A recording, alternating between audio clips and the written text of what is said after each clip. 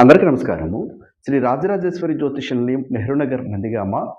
గత కొద్ది కాలాలుగా హోటల్ రంగం అనేది అభివృద్ధి చెందుతూ ఉంది. ప్రతి ఒక్కరు కూడా హోటల్ వ్యాపారం పెడుతూ ఉంటారు. అంటే భోజనం కాదు, టిఫిన్ రూపంలో ఇడ్లీ, వడ, దోస ఇలాగా ఏదైతే ఉంటుందో దానిని పెట్టుకునేవారు. కానీ అందరూ కూడా ఒకరు చూసి ఇంకొకరు చూసి ఒకరు అనేది పెట్టుకుంటూ వెడుతున్నారే కానీ, వారికి ఆ యొక్క వ్యాపారం కలిసి వస్తుందా లేదా? కలిసి వస్తే ఏ రోజున ప్రారంభించుకోవాలి? ఏ దశ అంతర్దశలలో ప్రారంభించుకోవాలి? లేదా మాకు కలిసి రాకపోయినా మా పిల్లలకి గానీ, లేకపోతే పెద్దలకి కానీ ఎవరికి కలిసి వస్తుందనేది చూసుకోవడం లేదు.